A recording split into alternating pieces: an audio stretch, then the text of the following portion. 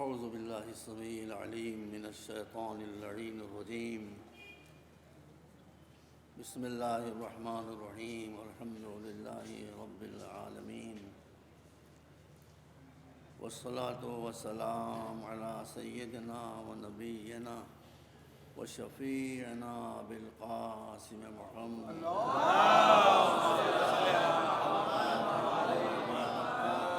المعصومين الهداة المهديين الذين أذهب الله عنهم الرجس وطهرهم تطهيرا.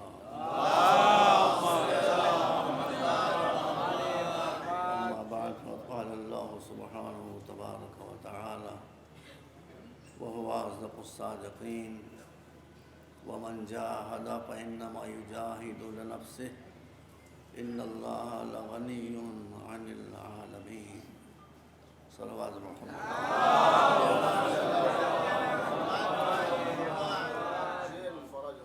21ویں پارے میں سورۃ العنکبوت ہے. شب قدر کی موقع پر جس کی تلاوت کی بہت زائد تاکید ہے. اسی سورہ کی 6ٹھی آیت ہے جس کو میں نے سرنامہ کلام قرار دیا ہے. موضوع آپ کو معلوم ہے، جہاد اور فساد. میرے بچوں نے میثم علی خان اور محسن علی خان صلی اللہ علیہ وسلم نے میری فرمائش پر یہ موضوع رکھا ہے، اور یہ فرمائش میں نے اس لیے کی تھی کہ جتنی زیادہ ایجادیں بڑھتی جاتی ہیں اتنا ہی زیادہ نقلی مال کی دنیا میں فراوانی ہوتی ہے. دوائیں نقلی، مشینیں نقلی، تیل نقلی، کالی مرچ کے بجائے پپیتے کے بیج نقلی. دیکھیے انسان کتنا گر گیا ہے کہ چند ٹکوں کے لیے انسانوں کی جانوں سے کھیل. انسان کی جان کی قیمت دنیا کی نظر میں کچھ نہیں ہے، دین کی نظر میں بہت کچھ ہے. جب انسانی جان کا سوال آتا ہے شریعت کے اصول بدل جاتے ہیں. شریعت کے اصول کسی حالت میں نہیں بدل سکتے، کچھ بھی ہو جائے، مگر جب انسان کی جان کا مسئلہ آتا ہے تو دینی مسائل بدل جائیں.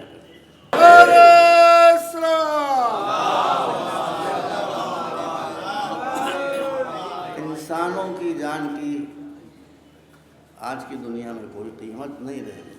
شیعہ کو مار دیتا ہے، ملک میں لئی موجود ہے.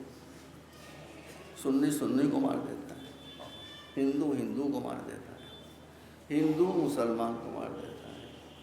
ہم حمایت میں نہیں ہیں اس بات کی، قطعاً غلط ہے، دوسروں کے جذبات کا لحاظ رکھنا چاہیے. مگر غلطی سے اگر ایک جانور مار دیا جاتا ہے تو اس کے کفارے میں سینکڑوں مسلمان مار دیے جاتے ہیں. یہ مسئلہ دیکھیے. مگر اللہ کی نظر میں جان کی اہمیت اتنی زیادہ ہے، جان جانے کا سوال نہیں. آپ کی جان کو اگر ذرا سی تکلیف ہونے لگے شریعت کا مسئلہ بدل جاتا ہے. ذرا سی بیماری آنے کا اندیشہ ہو جائے شریعت کا مسئلہ، ڈاکٹر صاحب بتائیے، بدل جاتا ہے. تو جس نے ہماری جان بنائی ہے اس کی نظر میں انسان کی جانوں کی بہت اہمیت ہے. اور چونکہ آج کل نقلی مال کی بہتات ہو رہی ہے اور نقلی جہاد سے تو خرابیاں پیدا ہی ہوں گی. آپ اصلی گھی کھائیں گے تو آنکھوں میں روشنی آئے گی، نقلی گھی کھائیں گے تو آنکھوں کی روشنی چلی جائے گی. ڈالڈا کھائیں گے تو اب ڈالڈا کی وجہ سے انسان کی آنکھوں کی روشنی جائے. آپ اصلی گھی پر اعتراض کریں کہ گھی یہ کر رہا ہے، گھی کہاں وہ کر رہا ہے، گھی ہے کہاں جو کرے. وہ تو ڈالڈا ہے جو کر رہا ہے، بنا میں گھی. اب آگے ہم کچھ کہنا نہیں چاہتے ہیں. ایک غلط فہمی میں شروع میں دور کر دوں. میرے خاندان میں لکھنؤ کے لوگ جانتے ہیں، علماء کا خاندان ہے. 250 برس سے علماء چلے آ رہے ہیں آج تک، لیکن میں ان علماء کا احترام کرتا ہوں، لیکن جب میں نے یہ دیکھا کہ مذہب سے اب سوائے جھگڑوں کے اور کچھ نہیں مل رہا ہے، دیکھیے آپ کو اختیار ہے کہ آپ ٹوک دیں، مجھے غصہ نہیں آتا، جب ہم نے دیکھا مذہب سے اب سوائے جھگڑوں کے کچھ نہیں مل رہا ہے، تو میں نے اپنے کو مذہب سے نہیں، مذہب کو بچانے کے لیے مذہبیات سے الگ کر لیا، قومی پالیٹکس سے اپنے کو میں نے الگ کر لیا، کیونکہ میرے پیش نظر خدمت ہے۔ میں یہ دیکھنا چاہتا ہوں کہ جیسے دنیا کی اور قومیں آگے بڑھ رہی ہیں، آپ بھی آگے بڑھیں، دنیا کی اور قومیں ایجوکیشن میں جا رہی ہیں، آپ بھی آگے جائیں۔ تو چونکہ اصلی جہاد کو کی شکل میں نقلی جہاد پیش کیا جا رہا ہے، اور پھر اس پر مغرب سے لے کر مشرق تک ہنگامہ مچا ہوا ہے، اس لیے میں نے یہ موضوع قرار دیا ہے۔ جہاں تک وقت مجھے اجازت دے گا میں آپ کی خدمت میں عرض کروں گا۔ دیکھیے مسئلہ یہ ہے، پہلے میں آیہ کریمہ کا ترجمہ آپ کے سامنے عرض کر دوں۔ ارشاد الہی ہے کہ اگر کوئی ہماری راہ میں جہاد کرتا ہے، جہاد جہاں ہوگا فی سبیل اللہ ہوگا، شہرت کے لیے نہیں ہوگا، ناموری کے لیے نہیں ہوگا، مال غنیمت کے لیے نہیں ہوگا، پیسے کے لیے نہیں ہوگا، جے جے کار کے لیے نہیں ہوگا، جہاد ہر جگہ قرآن میں تقریباً یہ شرط لگی، فی سبیل اللہ، اللہ کے راستے میں۔ اب ہمارے بڑے بڑے مفسرین نے لکھا ہے اللہ کا کیا راستہ ہے بھائی؟ جب اللہ کا کوئی گھر نہیں تو اس کا راستہ کہاں سے ہوگا بھائی؟ اب تو یہاں بھی موجود ہے، ایک جگہ موجود نہیں ہے جہاں اسے ہونا چاہیے۔ اس نے کہا کہ ہم کائنات میں نہیں سما سکتے مگر دل مومن میں آ جاتے ہیں، دل مومن ہی میں اللہ نہیں ہے، یہ مسئلہ ہے۔ تو جب اس کا کوئی گھر نہیں ہے تو راستہ کہاں سے ہوگا؟ بھائی کانپور ایک شہر ہے، یہاں سے راستہ ہے، امنا ہوتے ہوئے چلے جائیے۔ جب اس کا کوئی گھر نہیں ہے تو راستہ کیا ہوگا؟ تو اس نے کہا کہ ہمارا گھر یہ ہے، ہمارا راستہ یہ ہے، ہمارے بندوں کی بھلائی کے لیے جو کام کرو گے وہ ہمارا راستہ ہے۔ آپ اپنے کو اللہ سے دور ہوتا ہوا دیکھیے، اس کو آپ سے محبت و قربت دیکھیے۔ کہہ رہا ہے کہ ہماری راہ میں جو جہاد ہوگا، ہماری راہ میں ہماری کوئی راہ نہیں، نہ ہماری کوئی ضرورت ہے، نہ ہمیں کسی کی پرواہ ہے، ہم تو بے نیاز ہیں، غنی ہیں، تم فقیر ہو، تمہاری بھلائی کے لیے، خلق خدا کی بھلائی کے لیے، ان کی مصیبتوں کو دور کرنے کے لیے، ان کی پریشانیوں کو دور کرنے کے لیے تم جو بھی جہاد کرو گے وہ بندوں کی راہ میں جہاد نہیں ہے، وہ خدا کی راہ میں جہاد ہے۔ آپ حضرات میں جو موضوع ہے میرا وہ یہ کہ آپ اسلام کو تھوڑا سمجھتے چلیے تاکہ آپ کو اسلام کی قدر ہو۔ تو ارشاد ہو رہا ہے کہ تم جو جہاد کرو گے جاہد النفس سے، وہ در حقیقت تم اپنی بھلائی کے لیے جہاد کرو گے۔ ان اللہ لغنی عن العالمین، اللہ کو اس پوری کائنات میں سے کسی کی ضرورت نہیں ہے، نہ وہ کسی کا محتاج ہے، نہ وہ کسی کا نیاز مند ہے، نہ وہ کسی سے کچھ مانگتا ہے۔ اگر تم سے کچھ مانگتا بھی ہے تو تمہاری ہی بھلائی کے لیے مانگتا ہے۔ صلوات پر محمد۔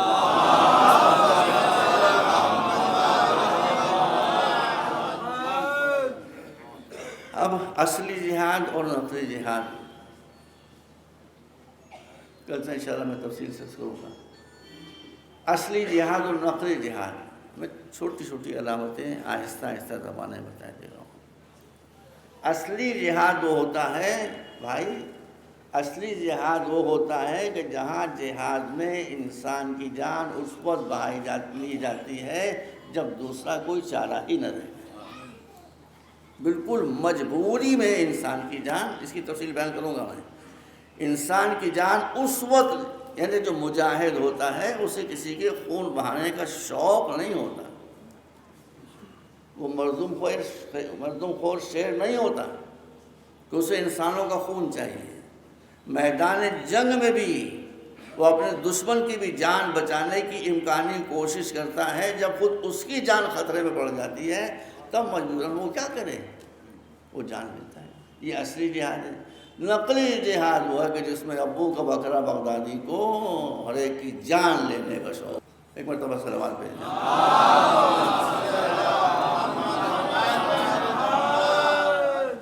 تو جہاں جان لینے کا شوق ہو دشمن کی بھی وہ فساد ہے. جہاں دشمن کی جان بھی حتی الامکان بچانے کا شوق ہو وہ جہاد ہے. اگر جہاد یہی ہے، میں آگے میں سمجھ کروں گا، تو اس جہاد میں کون سی خرابی ہے؟ کسی کے بارے میں کچھ بات کرنے سے پہلے اس کی ہسٹری پہلے دیکھی جاتی ہے. میں گزشتہ سال مجلس میں یہ بات کہہ چکا ہوں، کسی پر اعتبار کرنے سے پہلے اس کی بیک ہسٹری ضرور دیکھ لیا کیجیے. اور کر رہے ہیں اب اللہ نے جہاد کا حکم دیا ہے. اللہ کا اتہاس، اللہ کی تاریخ کیا ہے؟ آپ بسم اللہ کہیے تو اللہ کے بعد سب سے پہلے کیا کہتے ہیں؟ الرحمن الرحیم. جو رحمان ہے، رحمان مبالغہ کا صیغہ ہے کہ جس سے بڑا کوئی رحم کرنے والا ہی نہ ہو. رحیم جو مستقل رحم کرنے والا ہو، یہ اللہ کی شان ہے. تو جو رحیم ہے اور رحمان ہے وہ کسی کی جان لینے میں کیوں دلچسپی رکھے گا؟ حضور کا لقب ہے رحمت للعالمین. انہی دو کے ذریعے سے جہاد آیا ہے. رحمت للعالمین، سارے انسانوں کے لیے رحمت. ہندو کے لیے بھی رحمت، مسلمانوں کے لیے بھی رحمت، کرسچنس کے لیے بھی رحمت، سب کے لیے رحمتی رحمت رحمتی رحمت رحمتی رحمت. اللہ کی طرف سے جو جہاد ہو ہم اس کے ذمہ دار ہیں. رسول کی طرف سے جو حکم جہاد ہو ہم اس کے ذمہ دار ہیں. مولا علی کی شان یہ ہے کہ یہ تو اتنے رحم دل ہیں کہ اپنے قاتل کے پیاس بھی دیکھ کر طلب کریں. یہ وہ ہستیاں ہیں کہ جن کے ہاتھ میں زمام جہاد ہے، جہاد کی لگام ہے. انہی کے جہاد کے ہم ذمہ دار ہیں، یا پھر وہ آخری جہاد جو امام زمانہ کرے گا.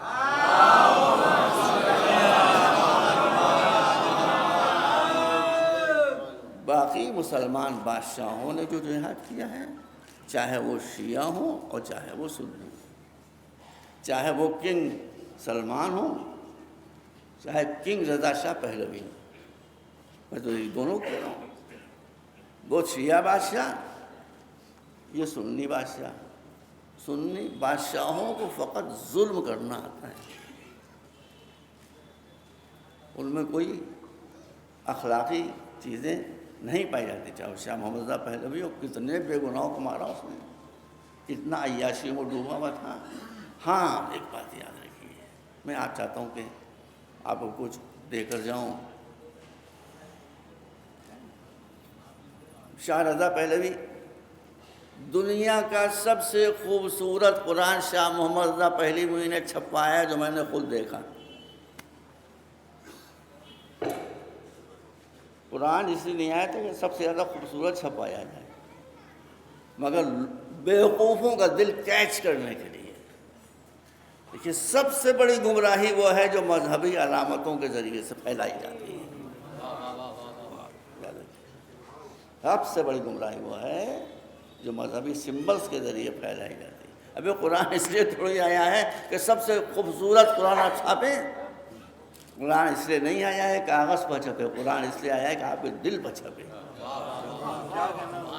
دل پر تو قرآن ہے نہیں. یہ اتنا بڑا قرآن تھا، میں نے دیکھا اور اتنا خوبصورت دیکھنے کے لگا، لیکن وہ قرآن غائب ہو گیا، اس لیے کہ اس کا مقصد اسلام کی اشاعت نہیں تھی، بلکہ اپنی شہنشاہی کو بقا دینا پیش نظر تھا. اب ہم کو سعودیہ میں جو مسلک ہے اہل سنت کا، ہم کو اس سے کوئی پرابلم نہیں ہے. وہ اپنا مسلک ہے، ٹھیک ہے، ان کے رہے، ہمیں کوئی پرابلم نہیں ہے اس سے. ہمیں پرابلم ہے بادشاہت سے. اسلام میں بادشاہت کا تصور ہی نہیں ہے. اسلام میں بادشاہت کا انشاءاللہ میں آگے کروں گا کوئی تصور نہیں. کنگڈم جو نو کنسیپشن آف کنگڈم ان اسلام. تو ہم کو جو پرابلم ہے وہ کنگز سے ہے. سعودی پبلش نہیں تو خود ہی مصیبت میں پھنسے ہیں، ہم کو معلوم ہے. تو بادشاہ ہمیشہ اپنی حکومت بچانے کے لیے جنگ کرتے ہیں، جس کا نام جہاد قرار دے دیتے ہیں. جہاد ملک بچانے کے لیے نہیں ہوتا، جہاد انسانیت کو بچانے کے لیے ہوتا ہے۔ ایک مرتبہ صلوات بھیجیں۔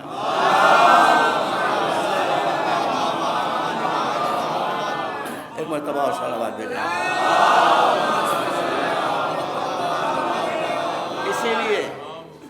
اسی لیے یاد رکھیے، اسلام نے تلوار کھینچی ہے کتنے دنوں کے انتظار کے بعد؟ بتائیے ایتی مجلس میں بتائیے۔ حضور نے تلوار کھینچنے کی اجازت، قرآن نے تلوار کھینچنے کی اجازت دی ہے کتنے عرصے کے بعد؟ 13 سال۔ واہ حافظ جی، 13 سال نہیں، 63 کے بعد بتایا، ہزارہا سال کے بعد۔ اسلام حضور سے تھوڑی شروع ہوا تھا، اسلام تو حضرت آدم سے شروع ہوا تھا۔ آدم نے تلوار کھینچی تھی، حضرت نوح نے تلوار کھینچی تھی، حضرت ابراہیم نے تلوار کھینچی تھی، حضرت موسیٰ نے تلوار کھینچی تھی، حضرت کس نبی خدا نے تلوار کھینچی؟ اگر آپ دیکھیں گے تو تلوار ہمیشہ باطل نے کھینچی ہے حق کے مقابلے میں۔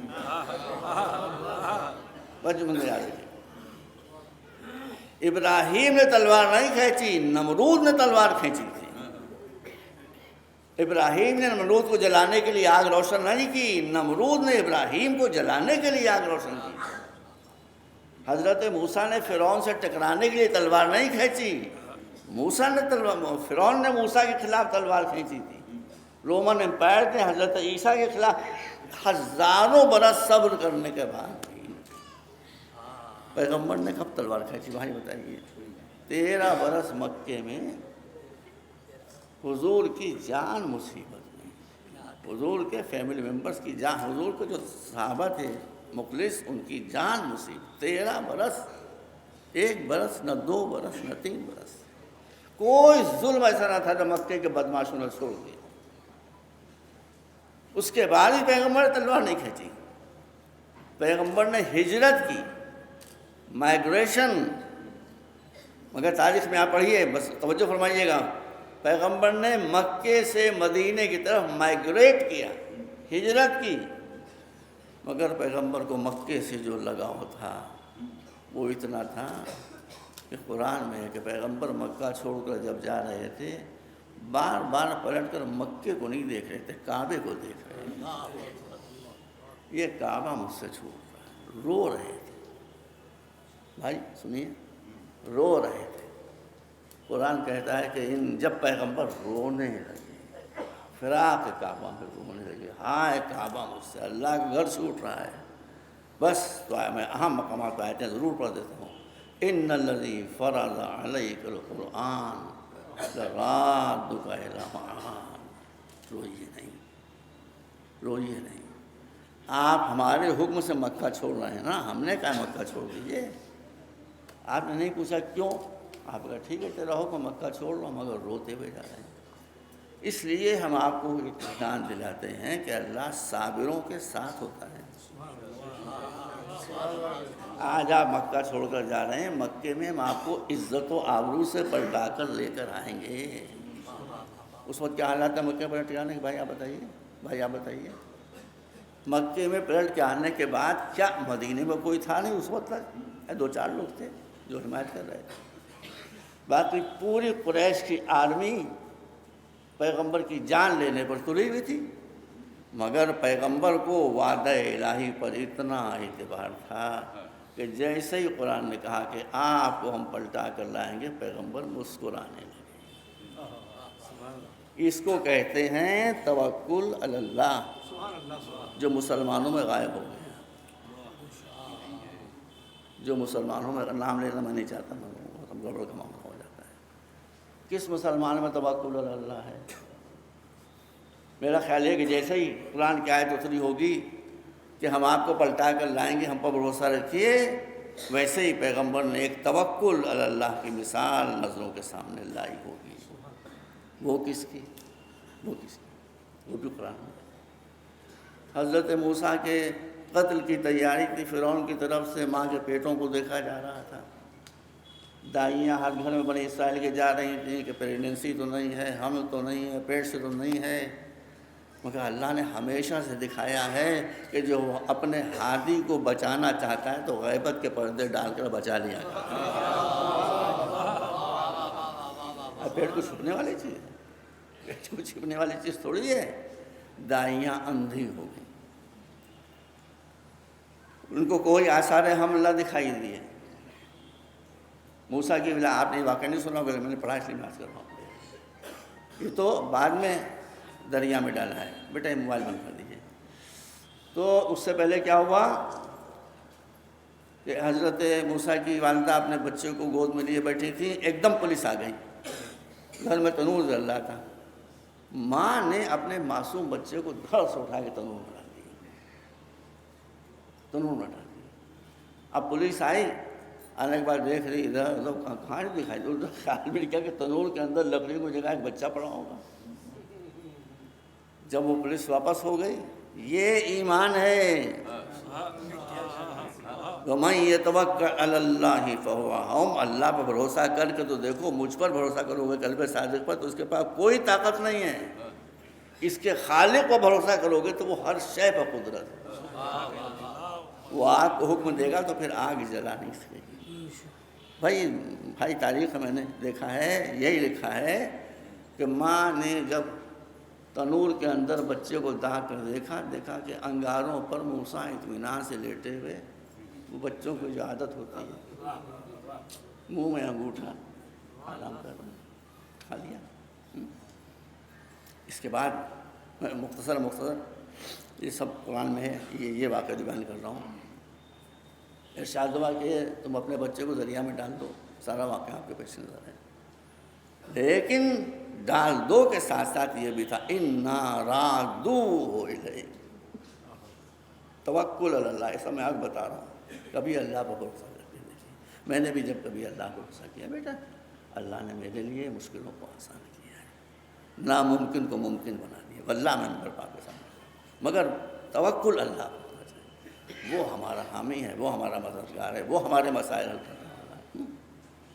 ارشاد ہوا کہ تم اس کو ایک صندوق میں رکھ کے اور دریائے نیل کی موجوں کے سپرد کر دو، اِنَّ رَادُوهُ إِلَيْكَ، ہم پر بھروسہ رکھو، ہم اسے بہت جلد پلٹا کر تمہاری گود میں لے آئیں۔ موسیٰ کی ماں نے اللہ کے وعدے کو بھروسہ کیا، باکس کے اندر جناب موسیٰ کو بچپنے میں رکھ دیا، دریائے نیل کی موجوں کے حوالے کر دیا۔ ماں کا دل تھا، موسیٰ کی بہن سے کہا دیکھو چپکے یہ باکس جاتا کدھر ہے۔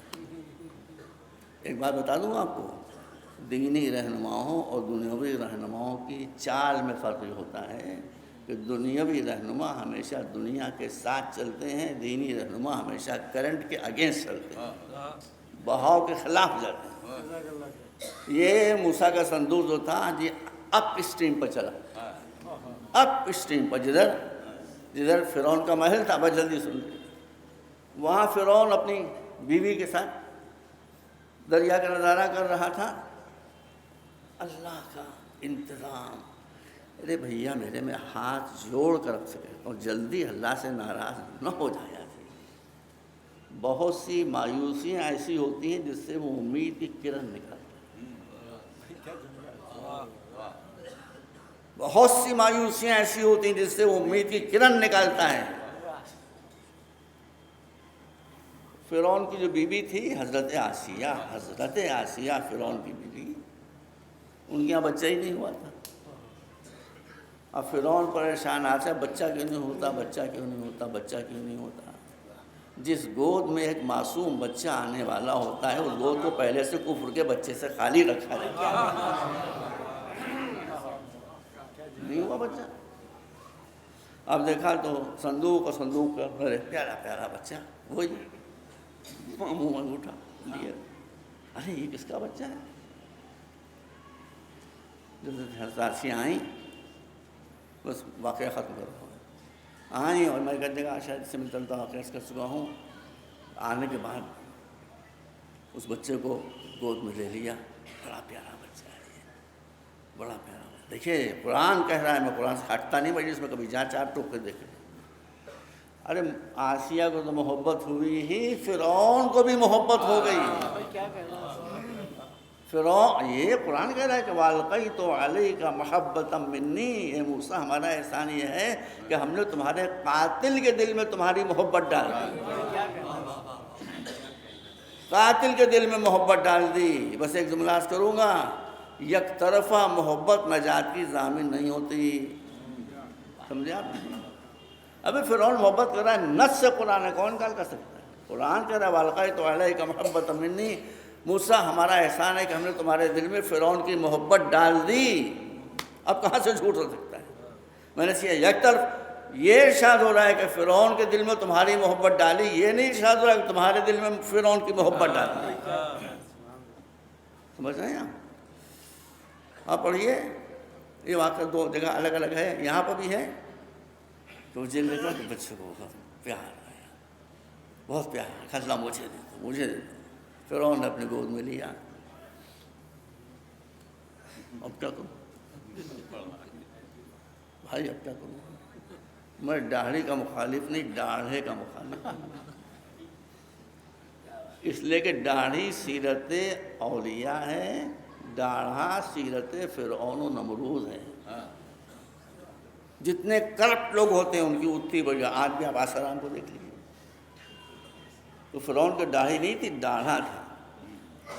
اس موقع پر بھی ہے تاریخ میں کہ فرعون نے جیسے ہی اس بچے کو اپنی گود میں لیا، بچے نے پہچان لیا کہ ایمان کی گود کے بجائے اب میں کفر کی گود میں آ گیا۔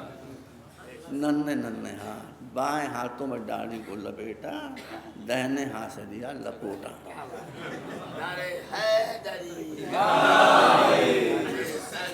تاکہ دنیا سمجھ لے کہ فرعون کے دل میں موسیٰ کی محبت ہے، موسیٰ کے دل میں فرعون کی کوئی محبت نہیں ہے بلکہ نفرت ہے، اور کیا نہیں۔ اسی لیے فرعون کی محبت اس کے لیے نجات کا سبب نہیں بنے گی۔ ابو طالب محمد سے محبت کرتے تھے، حضرت محمد ابو طالب سے محبت کرتے تھے۔ ایک مرتبہ صلی اللہ علیہ وسلم۔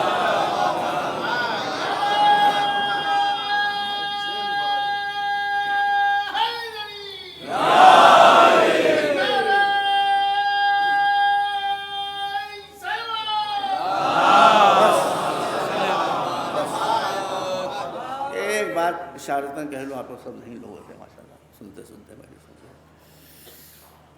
یہ بتائیے اللہ سے زیادہ طاقت کسی کے پاس ہے؟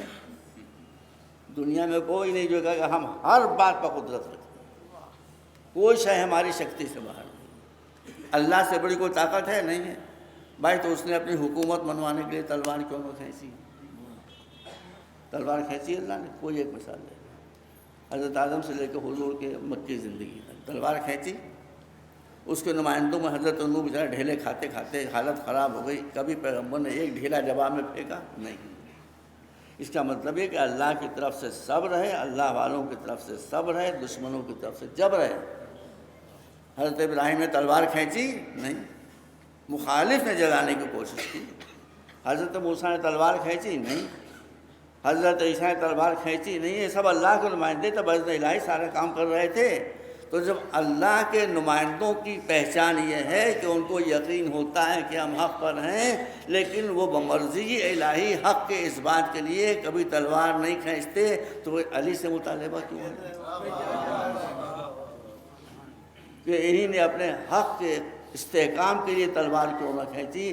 اگر حق کے استعمال کے لیے تلوار کھینچتے تو ان کا حق کمزور ہو جاتا، اس لیے کہ اللہ والوں کا حق پہلے سے اسٹیبلش ہوتا ہے، نہ اسے کوئی چھین سکتا ہے، نہ تلوار کھینچنے کی ضرورت ہے۔ صلوات پر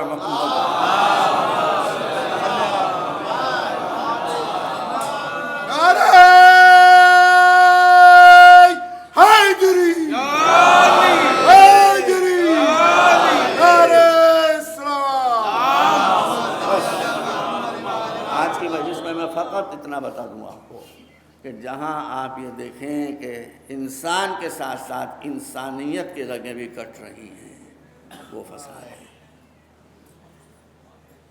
جہاں انسان مجبوراً قتل کیا جا رہا ہے، مگر اتنے خوبصورت انداز سے کہ قتل ہونے والا بھی شکایت نہ کر سکے کہ میرے ساتھ کوئی زیادتی ہو،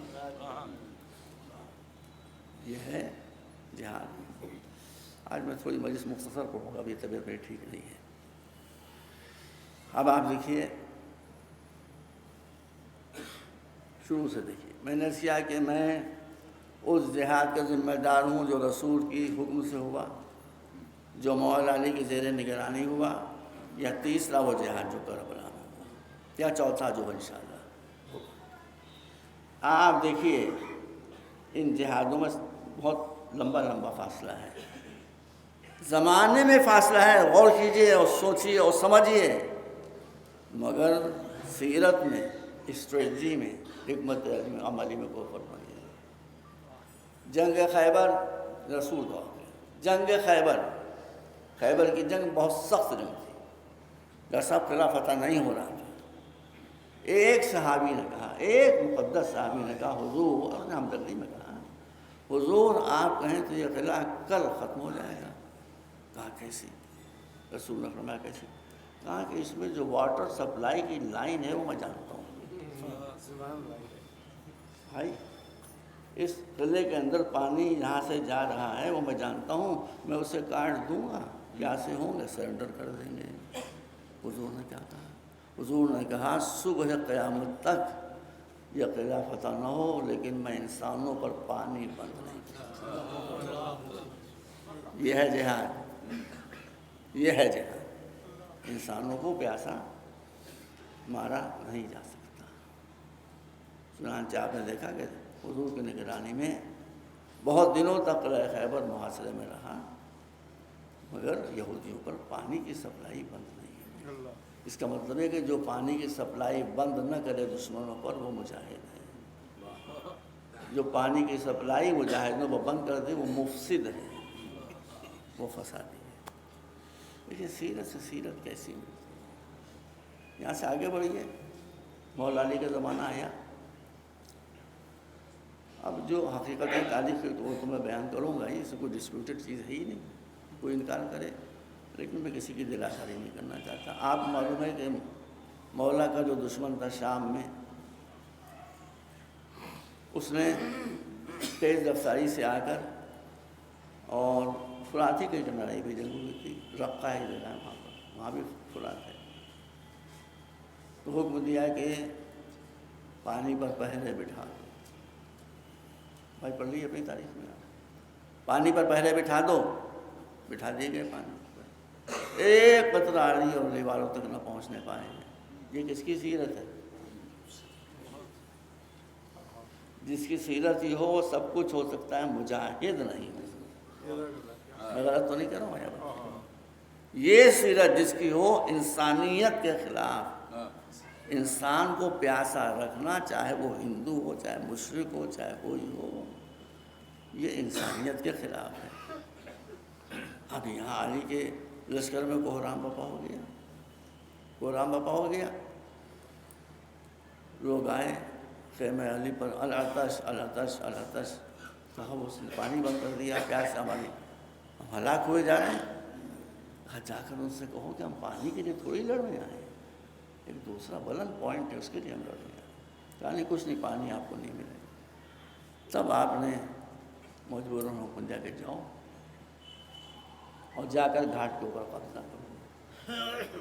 حضرت مالک اشتر اس لشکر میں امام حسین علیہ السلام کی تشریف لے گئی، چھوٹا سا لشکر تھا، مگر جس لشکر میں حسین وہ چھوٹا لشکر تھوڑی ہوتا ہے، وہ بڑا لشکر ہوتا ہے۔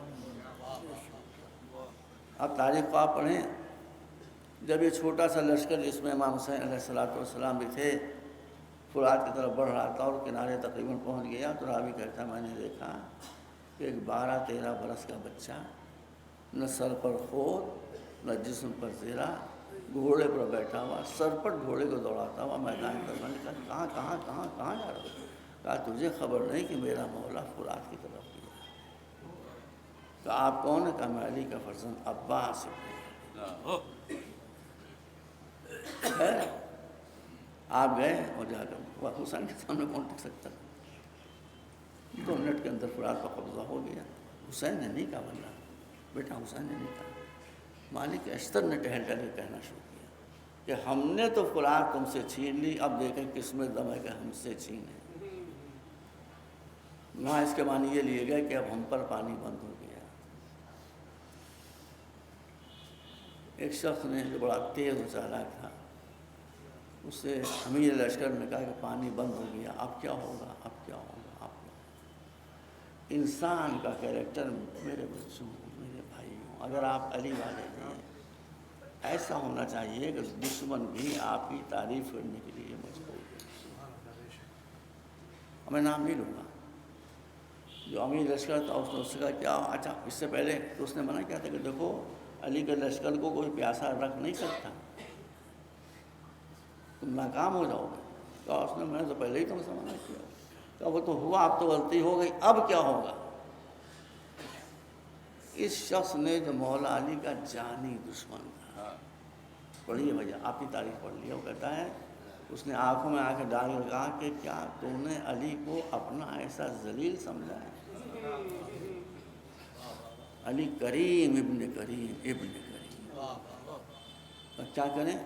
نہیں، نو پرابلم، کوئی سمسیا نہیں، چند جوانوں سے کہو اور نوجوانوں سے کہ وہ سوکھی ہوئی مشقیں کاندھے پر رکھ کر جائیں اور علی کے لشکر میں جا کر کہیں پیاس بدھ کو پیا، کوئی ادھر کے کچھ سپاہی خالی مشقیں کاندھے پر رکھ کر ادھر آئے، خیمے علی کے پاس آ کر کہا ہے کہ پانی نہیں، کہا پانی تو آ گیا، یہ دشمن کے لشکر کے سپاہی ہیں، ابھی جہاد و فساد بتا رہا ہوں آپ کو، یہ دشمن کا، یہ کیوں آئے ہیں؟ کہا ان پر پانی بند کر دیا۔ کہا نہیں، جا کر مالک سے کہہ دو قبضہ فرات پر تمہارا رہے گا، لیکن پانی سے کسی کو روکا نہیں۔ جو پانی روک رہا تھا وہ فسادی تھا، جو پانی کی سبیل جاری کر رہا تھا وہ مجاہد تھا۔ یہ باتیں اپنے آپ حضرات اپنے سامنے رکھیں۔ رسول کی جنگ آپ نے دیکھ لی، پانی بند نہیں ہوگا۔ علی کی جنگ دیکھ لی، پانی بند نہیں ہوگا۔ اب حسین راہ کوفہ میں ہیں، ان کا لشکر آ رہا ہے، بتا دیا اس نے آ کے ہی کہ ہم سے آپ سے جنگ ہوگی، ہم آپ کو قتل کریں گے، گرفتار کریں گے، یہ بھی تو دشمن ہے نا۔ حسین کریم ابن کریم ابن کریم، ارے بھائی وہ کہہ رہا ہے ہم آپ کا خون بہانے آئے ہیں۔ حسین کہہ رہے ہیں ہم کو ابھی اس مسئلے پر بات ہی نہیں کرنا ہے، ہم کو تو یہ بتاؤ کہ تمہارے ہونٹ کیوں نیلے ہو رہے ہیں، تمہارے چہرے کا رنگ سرخ۔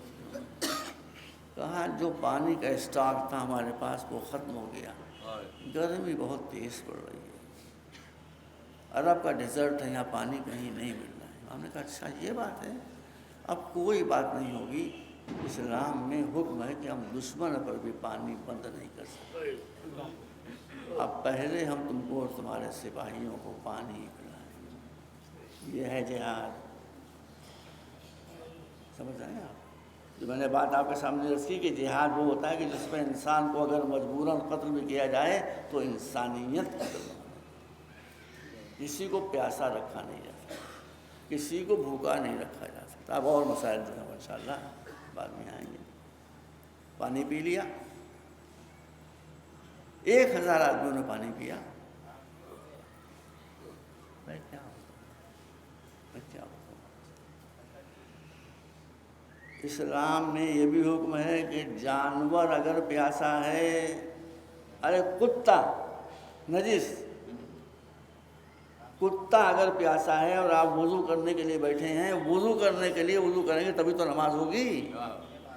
آپ وضو کرنے کے لیے بیٹھے ہیں مگر پانی اتنا ہے کہ یا آپ پی کر وضو کر لیں یا کتے کو پلا دیں، کیا حکم شریعت ہے؟ اگر آپ نے اس پانی سے وضو کیا وضو ہوگا ہی نہیں، وضو باطل۔ اس کتے کا پیدا کرنے والا کہتا ہے کہ ہمارے وضو کو چھوڑ دو، جانور کو پانی پلا دو، اس کتے کو پانی پلا۔ اب امام نے دیکھا وہ گھوڑے لپ لپا رہے ہیں، زبانیں ان کی، تو امام نے کہا ان جانوروں نے کیا خطا کی، ان کو بھی پانی پلا۔ تب اصحاب نے کہا مولا ہم آپ کو دیں گے، ہم پلا دیں گے، لیکن گھوڑے کا پیاس ایک گلاس تھوڑی بجھ جاتی ہے، اس کو تو تسلوں میں پانی لالا کر دینا پڑے گا۔ امام نے کہا جو کچھ بھی ہو، میں تو جانوروں کو پیاسا نہیں دیکھ سکتا، شریعت کا حکم نہیں، جہاں ہر قدم پر بچوں شریعت کو یاد رکھا جائے وہ جہاد ہے، جہاں شریعت کو بھلا دیا جائے وہ فساد ہے۔ سارے گھوڑوں کو امام کے حکم سے پانی پلا دیا گیا، یہ پانی اگر نہ پلایا جاتا تو اصغر کربلا میں پیاسا نہ رہتا، سکینہ پیاسی نہ رہتی، معصوم بچے پیاسے۔ بس تو ہم نے عرض کیا کہ ہم 3 جہادوں کے ذمہ دار ہیں۔ پہلا جہاد جو رسول کی نگرانی میں ہوا، دوسرا جہاد جو مولا علی کی نگرانی میں ہوا، تیسرا جہاد جو امام حسین علیہ السلام کی نگرانی میں ہوا، چوتھا جہاد جو انشاءاللہ ہونے والا ہے وہ بھی انہی شرطوں کے ساتھ ہوگا کہ انسان کٹے بھی، اگر بول تو بہت ایگزیجریشن ہے کہ لاکھوں لوگ، ایسا نہیں ہے، کچھ ایسا تھوڑی ہے، بہت کم لوگ مارے جائیں گے، وہ مارے جائیں گے کہ جن کو مارا جانا چاہیے، جو کرمنلز ہیں اور اپنے کرائم سے توبہ نہیں کر رہے ہیں، کسی صورت سے رائے راست پر نہیں آ رہے ہیں، بے شک انہیں قتل کیا جائے گا، بہت لمیٹڈ تعداد ہوگی، باقی سب لوگ اسلام کی برکتیں دیکھ کر خود ہی مسلمان ہونا شروع ہو جائیں گے۔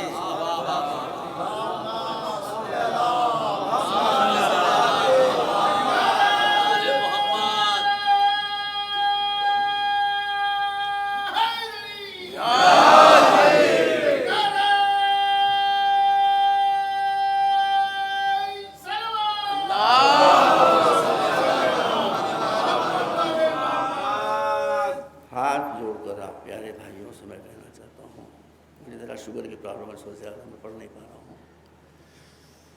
دیکھیے ہم کسی کو برا نہیں کہتے، بھائی آپ بتائیے، آپ سنی ہیں، صدیقی ہیں ماشاءاللہ، وہی پہلے بیت ہیں، یہ بتائیے کہ اہل بیت کی ایسی شخصیتیں کہیں اور ہیں؟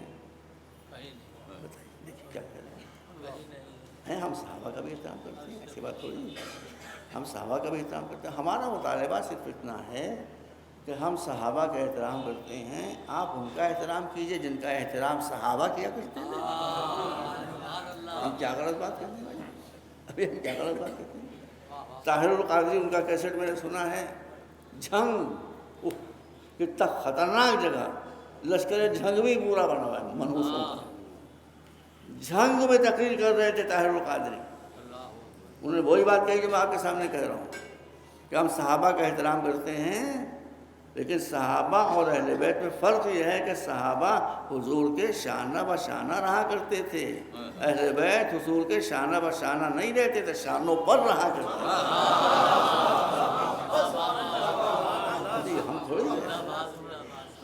یہ ہم تھوڑی کہہ رہے ہیں، یہی آپ لوگ غلط فہمی کہ آپ سارے سنیوں کو ایک رات میں توڑ دیتے ہیں۔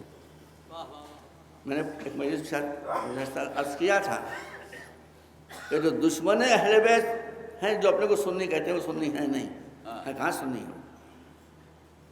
دشمن اہل بیت اور دوست اہل بیت کی ایک پہچان بتا دے رہا ہوں، جب چاہیں آپ اس کو آزما لیں۔ دوست اہل بیت جو گناہ گار خطا کار ہو سکتا ہے، لیکن وہ بے رحم نہیں ہوگا کبھی۔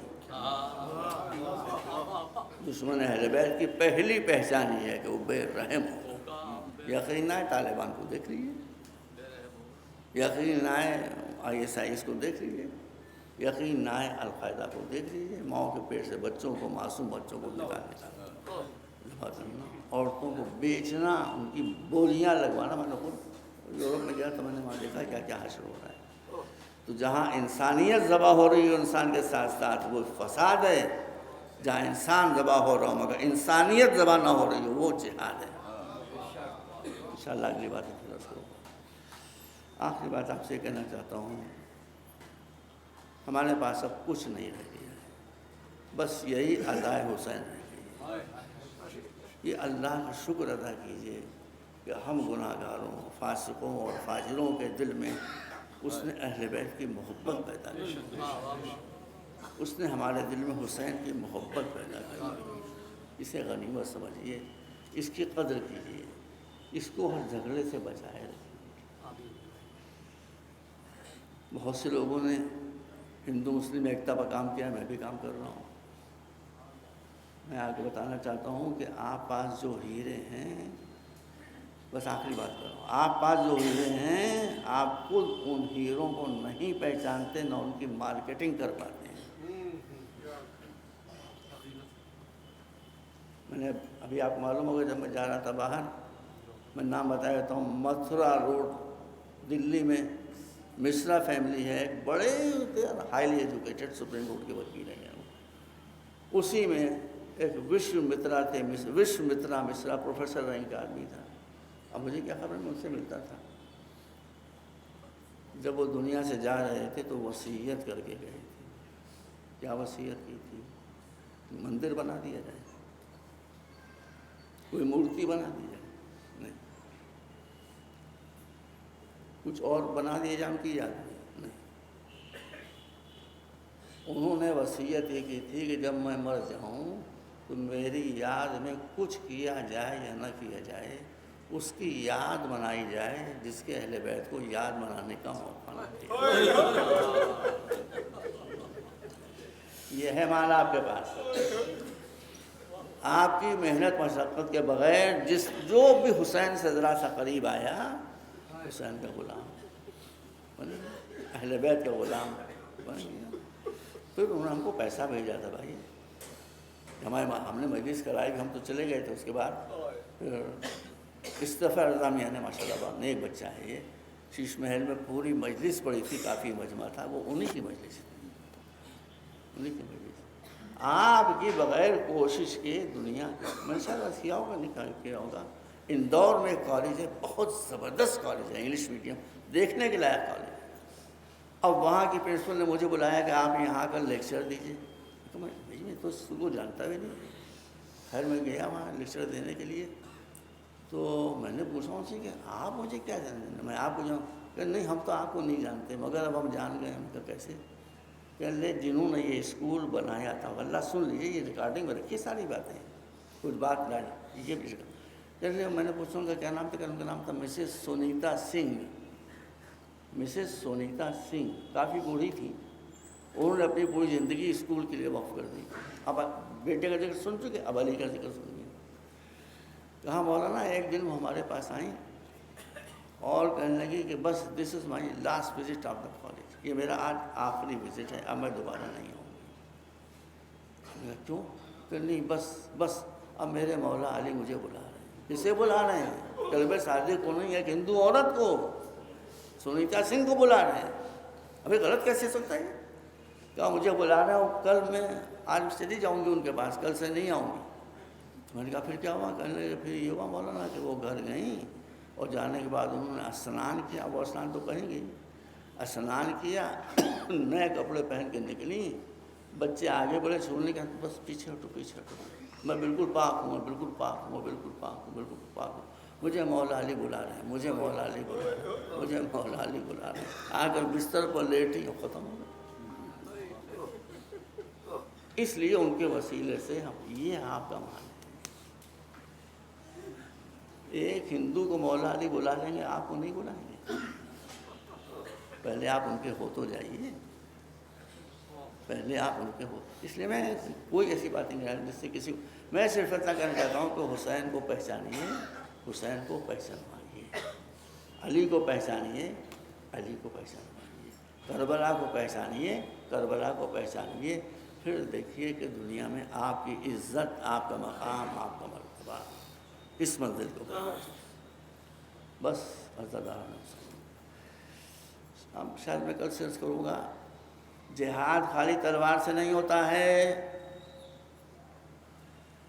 جہاد خالی تلوار سے نہیں ہوتا ہے، مشہور ہو گیا ہے، جہاد زبان سے بھی ہوتا ہے۔ سنیے ذرا تشریف فرمائیں، کیا حدیث میں سن لیں کہ رسول نے ارشاد فرمایا ہے کہ سب سے بڑا جہاد، سن لیجئے، سب جہاد گئے، کہ سب سے بڑا جہاد وہ ہے، سب سے بڑا جہاد وہ ہے، سب سے بڑا جہاد وہ ہے جو ایک مظلوم اتنی ہمت رکھتا ہو کہ ایک ظالم ڈکٹیٹر کو اس کے دربار میں ٹوک۔ یہ سب سے بڑا جہاد ہے، ایک مظلوم کے دل میں اتنی طاقت ہو کہ وہ ایک ڈکٹیٹر ظالم کو اس کے دربار میں ٹوک دے اس کے ظلم کے اوپر، وہ سب سے بڑا مجاہد ہے۔ ایسا مجاہد کون ہے؟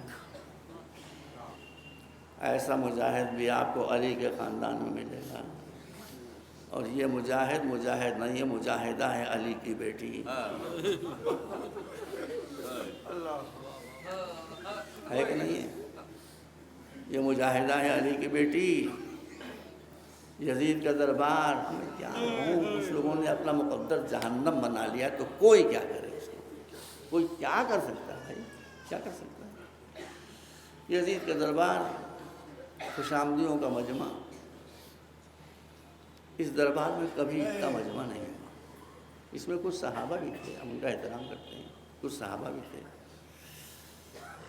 کرسیوں پر وزیر، آرمی کے لوگ بیٹھے ہوئے ہیں،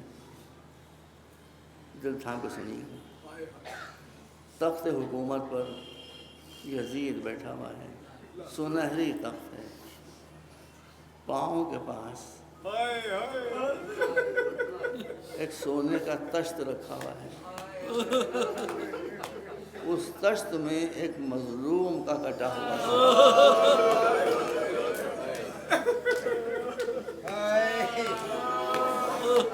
میرے مولا مدد کیجیے، اس تشت میں ایک مظلوم کا سر رکھا ہوا ہے۔ اس کمینے، اس ذلیل، اس کتے کے ہاتھ میں ایک چھڑی ہے، اور وہ اس چھڑی سے حسین کے لب و دندان گستاخی کر کے کہہ رہا ہے، یا ابا عبداللہ، آپ کے دانت کتنے خوبصورت ہیں۔ دیکھیے نہیں، غور کیجیے، بڑی ختم ہو رہی ہے۔ یہ منظر دیکھ کر ابن ارقم جو رسول کے صحابی تھے، صحابی تھے، وہ کھڑے ہو گئے، اور یزید ہٹا لے اس چھڑی کو، جس چھڑی سے تو لب و دندان حسین سے گستاخی کر رہا ہے، میں نے اپنی آنکھوں سے دیکھا ہے کہ رسول انہی ہونٹوں کو چومتے تھے۔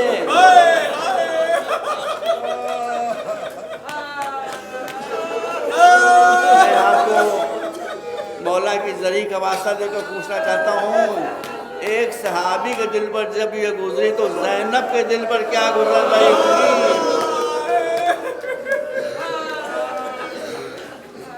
زینب کے دل پر کیا گزر رہی ہوگی؟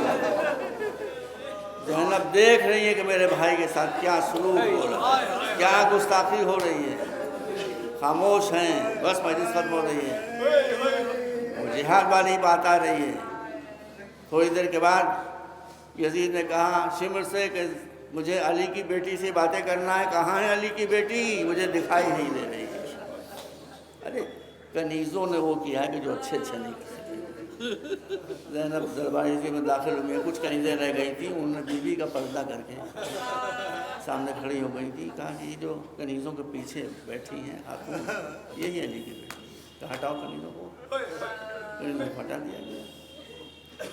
یہ خبیث، یہ ملعون، یہ جہنمی، یہ کہتا ہے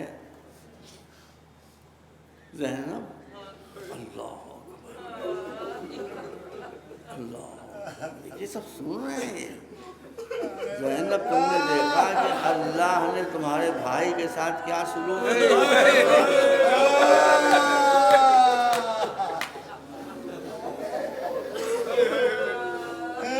مگر علی کی بیٹی، واللہ میں کہتا ہوں یہ منظر ہو کہ ارے مردوں کے ہوش غائب ہو جائیں۔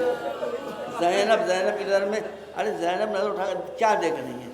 تشت میں حسین کا سر، پہلو میں عباس کا سر، اس کے پہلو میں علی اکبر کا سر، اس کے پہلو سروں کے درمیان بیوی بیٹھی ہوئی ہے، اور کہتی کہ الحمدللہ الذی اکرم اولنا بالرسالہ وآخرنا بالشہادہ۔ تو کہتا ہے اللہ نے کیا کیا؟ یزید سن، ہم اس اللہ کا شکر ادا کرتے ہیں جس نے ہمارے پہلے کو رسالت کے شرف سے اور آخر کو شہادت کے شرف سے نوازا۔ میرا بھائی شہید ہے، میں اس پر شکر خدا کرتی ہوں، لیکن یزید اتنا بتا دے، بس مجلس ختم ہو گئی، لیکن یزید اتنا بتا دے، قیامت کا کم وقت تیرا یقین ہے؟ قیامت کے میدان میں جائے گا، اگر میرے نانا، ایک لفظ میں بڑی گہرائی ہے کہ اگر میرے نانا نے ارے بھائی دیکھیے یہ حسین نے کربلا کے میدان میں جو آخری خطبہ دیا اس میں کیا کہا تھا؟ مجھے قتل کر ڈالو لیکن بتاؤ میری خطا کیا ہے، میں نے کون سا گناہ کیا، میں نے کس کا مال لوٹ لیا، میں نے کس حرام خدا کو لڑ لیا؟ جو بھائی نے کہا تھا وہی بہن نے نہ کہا قیامت کے میدان میں جب میرے نانا سے ملاقات ہوگی یزید، اور میرے نانا نے تجھ سے پوچھ لیا کہ یزید یہ بتا تو نے میرے بچے کو کس خطا پر قتل کیا، کون سا جرم میرے بچے نے کیا تھا تو اسے تحت یہ کر دیا، تو یزید بتا کہ تو اس وقت میرے نانا کو کیا جواب دے گا؟ یہ ہے وہ جہاد کے علی کی بیٹی اور رسول کے